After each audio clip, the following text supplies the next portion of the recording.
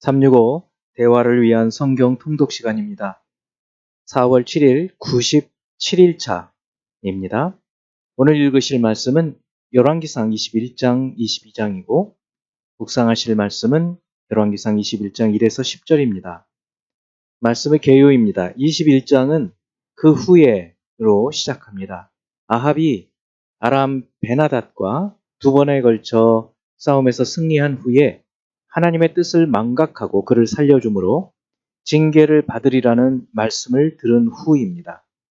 21장 1에서 16절은 선지자에게 책망을 받은 아합이 근심하고 답답한 가운데 왕궁 가까운 나봇의 포도원이 탐이 나서 탐욕으로 답답함을 풀려고 하지만 거절을 당해 더욱더 근심하고 답답해하는 가운데 왕비 이세벨이 사건을 조작하고 살인하는 이야기입니다. 17에서 26절은 하나님이 정해놓으신 경계선을 넘는 일을 하는 아합에게 하나님은 엘리야 선지자를 보내셔서 그의 최후를 경고하신 것.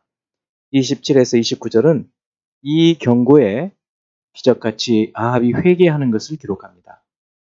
22장 1에서 4절은 아람과 이스라엘 사이에 평화롭게 3년 정도를 지낸 후에 길라 라못을 수복하려는 아합이 남유다의 여호사밧 왕에게 연합하여 전쟁을 하자고 요청한 것. 5에서 23절은 하나님의 뜻을 알도록 선지자를 부르자는 여호사밧의 요청에 아합이 미가야가 아합의 패망을 예언한 것을 다루고 있고 24에서 28절은 거짓 선지자 시드기야가 미가야의 뺨을 치고 비난한 것에 대해서 미가야는 시드기야에 대한 예언하고 투옥이 됩니다. 29에서 40절은 길라 라못 전투에서 이 아람의 한 병사가 무심코 쏜 화살이 변장해서 왕이 아닌 척했던 아합의 갑옷 솔기 속으로 박혀서 아합이 죽고 엘리야가 예언한 하나님의 그 말씀이 응한 것을 기록하고 있습니다. 41에서 50절은 여호사밧이 25년 동안 통치하며 정직하게 행하였으나 산당 제사는 폐하지 않은 것을 그리고 그의 사적과 죽음을 51에서 53절은 아합의 아들 아하시야가 왕이 되어서 여로보암의 길을 행한 것을 말하고 있습니다. 이제 예수 그리스도를 닮아가고자 하는 우리의 목표를 향한 여행을 위해서 질문하고 대답하는 시간을 갖습니다. 첫 번째, 아합이 나봇에게 말하여 이르되 내 포도원이 내 왕궁 곁에 가까이 있으니 내게 주어 채소밭을 삼게 하라. 내가 그 대신에 그보다 더 아름다운 포도원을 내게 줄 것이요. 만일 내가 좋게 여기면 그 값을 돈으로 내게 주리라. 경제적인 측면으로 볼 때는 아합이 나봇에게 제안한 것이 수지가 맞는 일이었습니다. 그런데 왜 나봇은 왕의 제안을 거절했을까요? 레위기를 보면 토지를 영구히 팔지 말 것은 토지는 다 내 것임이니라. 너희는 거류민이요 동거하는 자로서 나와 함께 있느니라 라고 말하고 있습니다. 토지를 파는 것은 하나님의 율법을 깨뜨리는 것이었기 때문에 나봇은 비록 경제적인 이득이 없다 할지라도 율법을 어기려고 하지 않았던 사람입니다. 두 번째, 아합이 엘리야에게 이르되 내 대적자여 네가 나를 찾았느냐? 대답하되 내가 찾았노라. 네가 내 자신을 팔아 여호와 보시기에 악을 행하였으므로 이 말씀에서 네가 네 자신을 팔아라는 뜻은 무슨 뜻일까요? 적극적으로 죄를 보면서 죄의 노예가 되었다. 죄에 팔렸다. 악을 행하기 위해서 자기 양심을 팔았다. 이런 뜻입니다. 세 번째, 아합이 이 모든 말씀을 들을 때에 그의 옷을 찢고 굵은 배로 몸을 동이고 금식하고 굵은 배에 누우며 또 풀이 죽어 다니더라. 엘리야에게 하나님의 말씀을 들은 아합은 옷을 찢고 굵은 배로 동이고 금식하고 굵은 배에 누우며 풀이 죽어 다녔다. 이 악한 아합이 이와 같이 회개하는 모습을 보였을 때 하나님은 어떻게 하셨을까요? 그가 회개한 것을 참으로 기뻐하시고 그의 아들의 시대, 그의 시대에는 아니고 그의 아들의 시대에 그의 가문에 재앙을 내리신다고 말씀하십니다.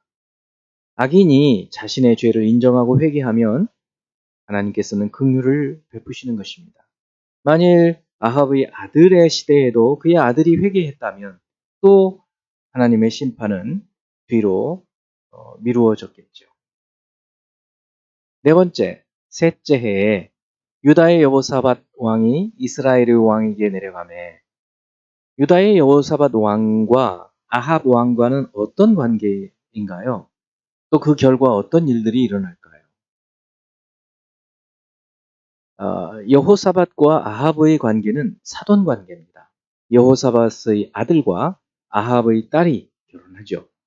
이렇게 결혼 관계가 맺어지면서 아합의 죄, 이세벨의 죄가 이제 유다 왕가에까지 밀려 들어와서 결국은 유다도 이 우상 숭배의 죄를 짓게 되어지죠. 다섯 번째, 여호사밧이 또 이스라엘의 왕에게 이르되 청하건대 먼저 여호와의 말씀이 어떠하신지 물어보소서. 여호사밧의 말이죠. 말하기를 왕의 말씀이 이 놈을 옥에 가두고 내가 평안히 돌아올 때까지 고생의 떡과 고생의 물을 먹이라 하였다 하라. 유다의 여호사밧 왕과 북이스라엘의 아합 왕이 선지자를 통해서 하나님 말씀이 들려졌을 때 대하는 태도가 어떻게 다른지 생각해 보기 바랍니다. 여호사밧 왕은 선지자를 통해서 주시는 여호와 하나님 말씀을 듣고 따르려는 마음을 갖고 있었지만 아합은 선지자를 통해서 주시는 하나님 말씀을 거부하고 오히려 선지자를 감옥에 가둡니다. 이처럼 하나님 말씀을 대하는 태도가 결국 모든 것을 결정하게 됩니다. 이제 한 구절의 말씀을 묵상하고 교훈으로 삼고 기도하는 시간을 갖습니다. 사무엘상 15장 22, 23절 사무엘이 이르되 여호와께서 번제와 다른 제사를 그의 목소리를 청종하는 것을 좋아하심같이 좋아하시겠나이까? 순종이 제사보다 낫고 듣는 것이 숫양의 기름보다 나으니 이는 거역하는 것은 점치는 죄와 같고 완고한 것은 사신 우상에게 절하는 죄와 같음이라. 왕이 여호와의 말씀을 버렸으므로 여호와께서도 왕을 버려 왕이 되지 못하게 하셨나이다 하니. 이 말씀은 사무엘이 사울 왕에게 주신 말씀이죠. 어느 때나 하나님의 말씀을 거역하고 버리는 사람들에 대해서는 하나님의 징계가 있는 것입니다. 하나님 말씀은 온 우주의 창조주의 말씀이기 때문에 그것이 원리, 삶의 원리이고 이 우주의 통치의 원리입니다. 우리가 그 원리를 거역할 수가 없죠. 높은 곳에 떨어지면 그건 죽게 되어 있는 것입니다. 마치 그와 같이 하나님의 말씀을 거역하면 그것은 재앙을 부르는 일이다. 그런 말씀입니다. 기도하겠습니다. 하나님 아버지, 이스라엘의 역사가 하나님께서 통치하시는 것을 보여주시는 역사, 교훈이라는 것을 기억합니다. 그러한 역사를 통해서 하나님 말씀을 거역하는 자들을 어떻게 그들의 삶이 징계를 받게 되고 곤고하게 살게 되는지, 하나님 말씀을 순종하여 살아가는 자들에게는 하나님께서 어떻게 복을 주시는지를 저희들이 듣고 깨닫습니다. 이 시간 그리스도 예수를 믿음으로 회개하고 하나님 말씀을 따라 순종하고 복된 삶을 살아가는 성도들이 되도록 축복해 주옵소서. 예수 그리스도 이름으로 기도합니다. 아멘.